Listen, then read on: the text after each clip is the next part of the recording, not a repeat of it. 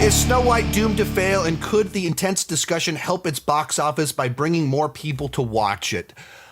I think it's pretty well doomed to fail, because I think it's always a movie that was going to probably have a pretty limited box office potential. Not super small, but like the Disney live action remakes that made $1 billion were films like from the Renaissance that were my childhood movies that were very popular, are still popular. Kids still watch them. And now I have kids that are the perfect age.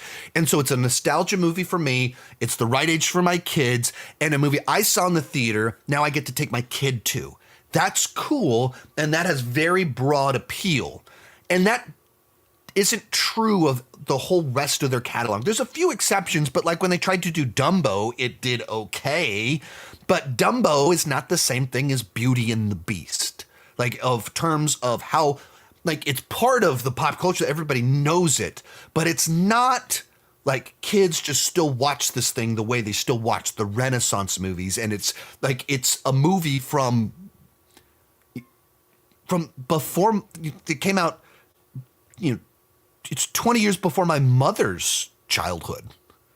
My mother's 70 years old, and the movie's like 20 years before she would have watched it. And so there's such a big gap that it doesn't have the same impact as you go with Snow White. Of course, it's iconic. And if you budget the movie right, you can make a film that would be profitable out of Snow White. But this is a movie that they've reshot it multiple times, and that has been kind of a PR nightmare of the lead actress saying a bunch of really foolish things with a very foolish tone. People were irritated with Beauty and the Beast, where they're like, well, we're going to finally allow Belle to be a strong, independent woman. And everyone that grew up with the original were like, what are you talking about? The whole plot of the first one is that she's an outsider because she's an independent woman that reads books. It's smart and competent.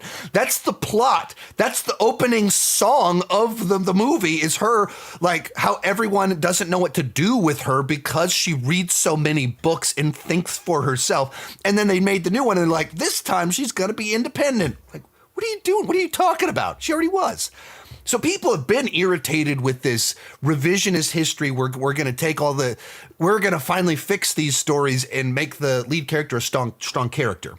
But when you add an amount of snark to it, and someone be like talking about how weird and creepy the prince was, and like laughing at a classic. You said you were bringing a modern edge to it on stage. What do you mean by that? I just mean that it's no longer 1937, and we absolutely wrote a Snow White that is not going to be saved by the prince. She's not going to be saved by the prince, and she's not going to be dreaming about true love. She's dreaming about becoming the leader she knows she can be. And I super, super enjoyed every second of it.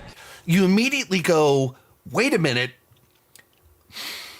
The reason you're making this movie is because it has a built-in audience and it's a classic film. So why are you insulting the classic thing and talking about how problematic it is and how you're going to fix it? You immediately go, I understand there's a certain amount of modernization that makes sense, and we're adapting to new formats, and it shouldn't be one-to-one, but that's not the same thing as like talking so far down in such a condescending tone to something that Disney thought was classic enough to remake it.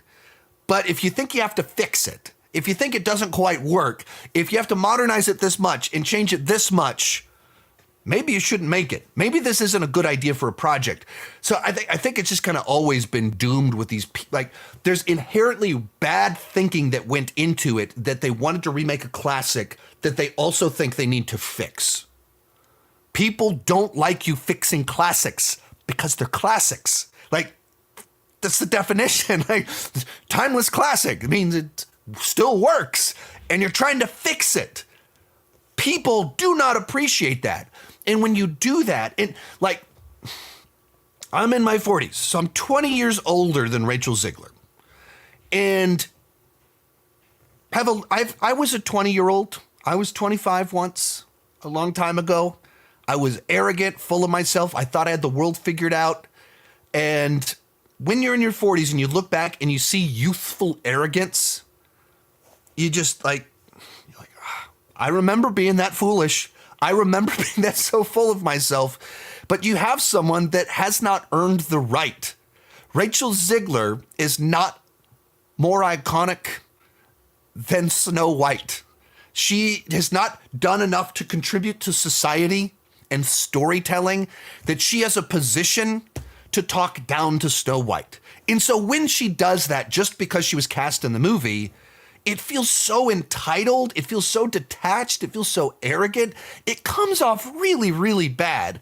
Like, even if you take what she said and give it like a really generous interpretation, that there's something in what she's saying that's true, and I think that's the case, it's said in such a way with devoid of humility that she has no place to say it. And as soon as you hear, like in the same interview where Rachel's just like talking down in the movie, Gal Gadot pops in and she goes, like, says, you know, what she's going to do is this. And you hear Gal say it, and it's a much more generous version of the same statement. The tone, the attitude is very different. And you hear Rachel say it, and you like, I just hear someone that, you know, is high on their own supply. Most of these clips are pulled from my Patreon live streams. I do about 6 live streams every single month. For $2 per month, $20 per year, you can get access to all the exclusive videos and live streams. For $5 per month, you get your name on my end card. At the top tier, you get a 30-minute video chat with me each month. The link down below in the description has more information.